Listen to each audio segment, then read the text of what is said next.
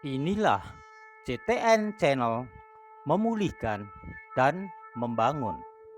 Selamat menikmati. Salam alaikum saudara.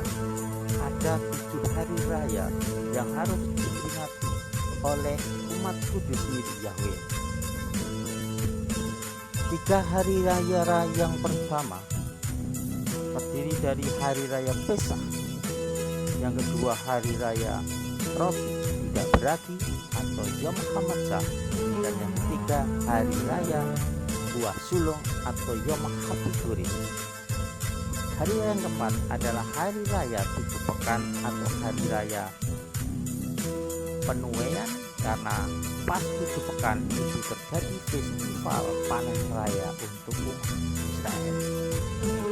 Dirayakan 1 hari setelahnya, sehingga perayaan dilakukan pada hari ke-50, sehingga disebut dikenal umum sebagai Pentakosta atau istilah Ibrani-nya Shavuot. Saudara-saudara, hari raya setelah Shavuot adalah hari raya Yom Teruah, peniupan sangkakala. Kemudian yang keenam hari raya Yom Kippur atau hari raya penebusan atau pendamaian, dan yang ketujuh hari raya Sukkot atau Tabernakel. Saudara, 3 hari raya yang pertama sebelum Shavuot adalah terjadi pada musim semi, dan 3 hari raya tersebut merupakan perwujudan kasih Yahweh Elohim terhadap umat kudusnya untuk memberikan mereka keselamatan.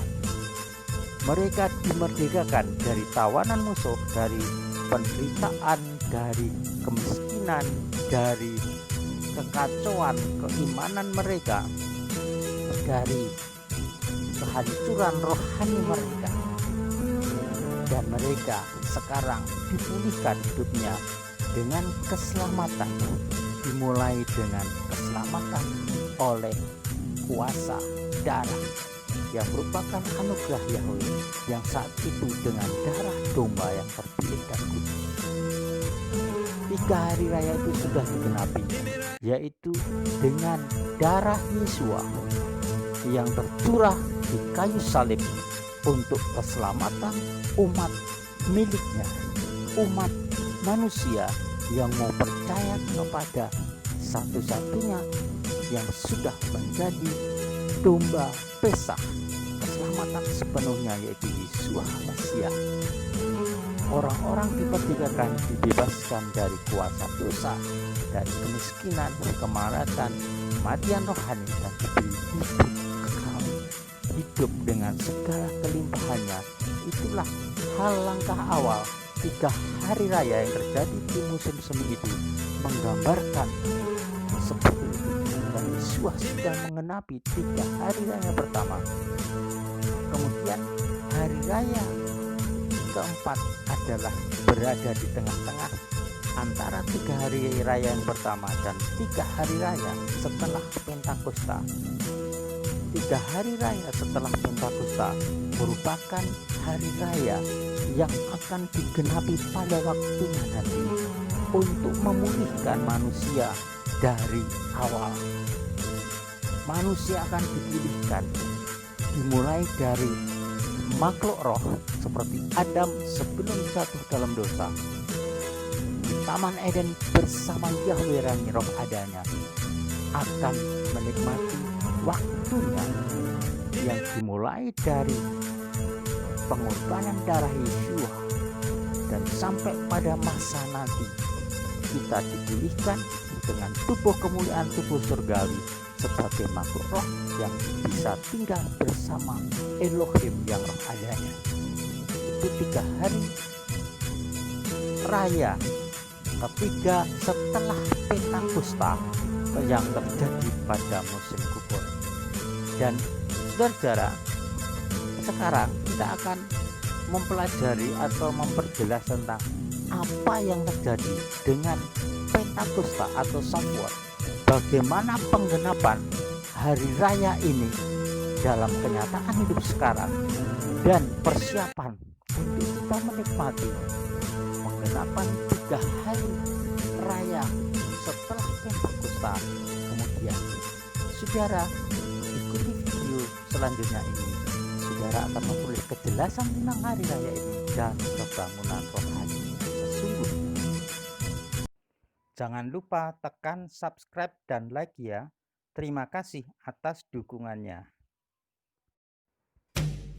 Hari Raya 7 Pekan juga sebagai peringatan turunnya 10 perintah Yahweh. Maka perayaan ini dimaknai juga sebagai perayaan sejarah keselamatan.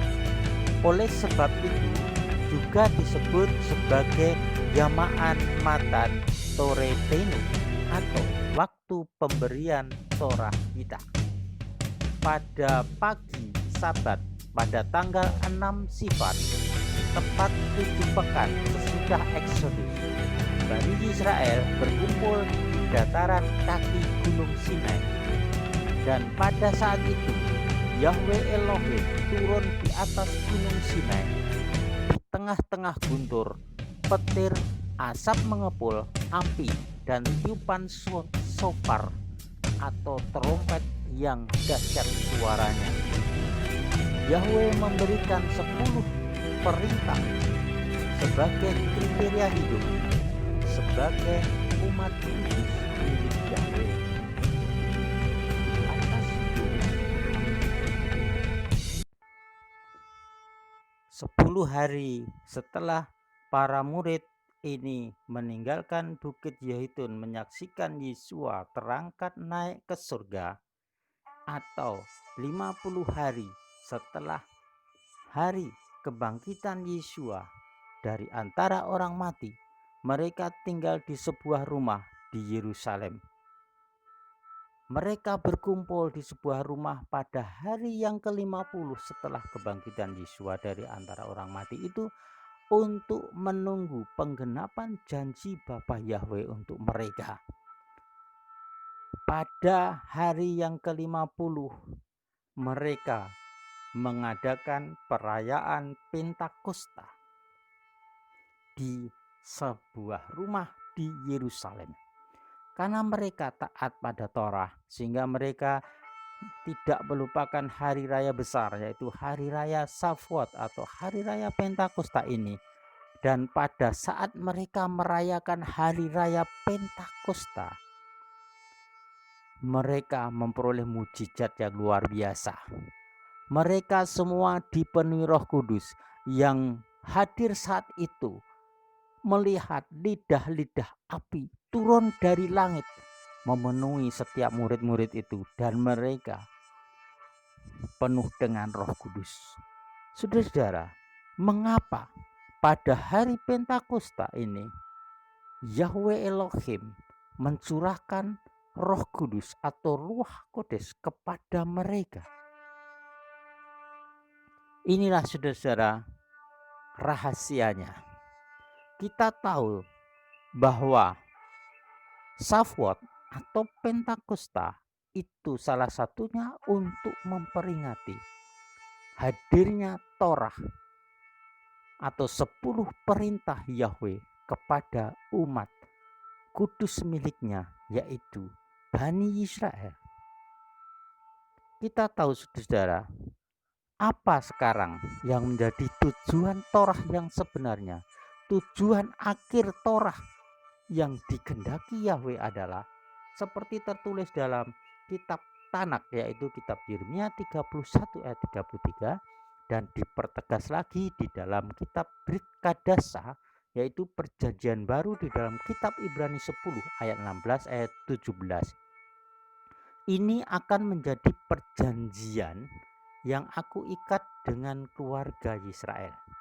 Setelah hari-hari itu, firman Yahweh, aku akan meletakkan Torahku di dalam batin mereka, dan aku akan menuliskannya di dalam hati mereka, dan aku akan menjadi Elohim mereka, dan mereka akan menjadi umatku. Saudara-saudara, mereka diubahkan total. Torah tidak tertulis di luar mereka, Tapi Torah itu dengan rahasia yang luar biasa akan ditanam di dalam batin atau hati mereka, sehingga mereka bisa taat sepenuhnya dengan sukarela. Bagaimana itu bisa terjadi, saudara-saudara? Itu juga sudah dinubuatkan oleh Yahweh Elohim yang tertulis dalam kitab Yoel pasal 2. Dikatakan di situ secara singkat bahwa Yahweh akan mencurahkan rohnya kepada murid-muridnya. Kemudian di dalam kitab Yeskel 36 ayat 27, Yahweh juga menegaskan lagi bagaimana dia akan mencurahkan rohnya. Karena dengan roh itulah bisa diubahkan hidup yang keras menjadi lembut, menjadi penurut. Kita baca Yeskel 36 ayat 27. Aku akan menaruh rohku di dalam kamu dan aku akan membuat kamu berjalan dalam ketetapan-ketetapanku dan kamu akan memelihara peraturan-peraturanku dan melakukannya. Saudara-saudara, tanpa Roh Kudus tidak mungkin orang dapat menjadi pelaku firman Tuhan. Tanpa Roh Kudus tidak mungkin orang mengenal Tuhan yang benar dan mentaati kehendaknya. Saudara-saudara, pada hari Pentakosta, pada saat mereka memperingati itulah Roh Kudus diturunkan. Berarti kitab Yoel, kitab Yeremia 31 tadi dan kitab Yeskel 36 tadi digenapi pada saat murid-murid Yesua memperingati hari raya Pentakosta. Dengan demikian saudara-saudara, hari raya Pentakosta ada diperingati jauh sebelum Yesua ada di bumi ini. Jadi sebelum perjanjian baru ada, umat Yahweh sudah memperingati hari raya Pentakosta. Jadi kalau ada anggapan bahwa hari raya diperingati pertama kali pada saat turunnya Roh Kudus saat itu salah, saudara. Itu buatan orang-orang yang menganggap orang-orang rohani, orang-orang gereja. Tapi yang benar adalah hari raya Pentakosta ada jauh sebelum Yesua lahir di bumi ini. Sudah diperingati dan itu merupakan rangkaian 7 hari raya Yahweh. Saudara, yang luar biasa di sini kita ambil maknanya adalah mengapa pada hari raya Pentakosta Yahweh mencurahkan Roh Kudusnya. Atau dengan kata lain, mengapa harus dipenuhi Roh Kudus murid-murid ini? Mengapa? Apa rahasianya dan apa manfaatnya?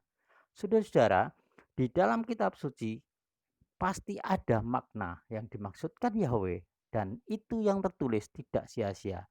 Ada 6 hal yang membuat orang dipenuhi Roh Kudus bisa melakukan hal yang di luar kemampuan dirinya.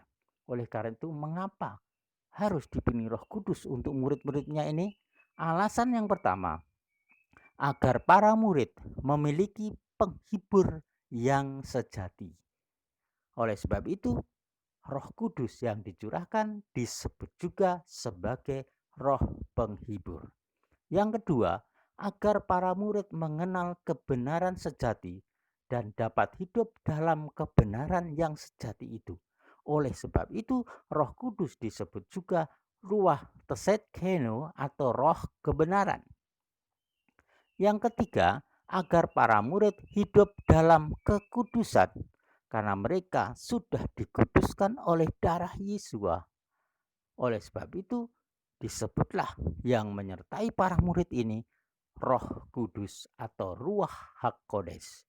Yang keempat, agar para murid kuat menanggung segala penderitaan yang dialami karena nama Yesua HaMasiah.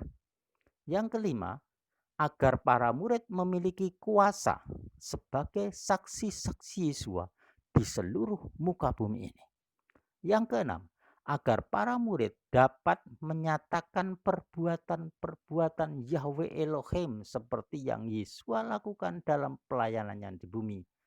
dalam hal pelayanan atau pemberitaan kabar baiknya, seperti menyembuhkan orang yang sakit, mengusir roh-roh jahat dari orang-orang yang kerasukan, dan mengadakan tanda-tanda mujizat, termasuk membangkitkan orang-orang mati. Itulah saudara-saudara, mengapa harus ada Roh Kudus. Gereja tanpa Roh Kudus tidak ada kuasanya, akan berhenti dan hidupnya seperti orang dunia. Orang percaya tanpa Roh Kudus juga demikian, hal yang sama. Mereka bergiat agamawi, tapi bukan yang rohani. Mereka melakukan sesuatu yang jasmani, tapi menganggap itu yang rohani. Orang tanpa Roh Kudus tidak bisa mengenal kebenaran yang sesungguhnya, dan sesungguhnya juga tidak bisa hidup dalam kebenaran, juga tidak bisa hidup dalam kekudusan. Oleh sebab itu, mereka selalu kalah dan hidup dalam dosa meskipun ditutup dengan kegiatan kerohanian. Orang percaya tanpa Roh Kudus juga tidak ada kuasanya. Mereka ada ancaman sedikit sudah takut. Mereka tidak berani menyatakan nama Yesus di depan umum seperti Petrus sebelum dipenuhi Roh Kudus.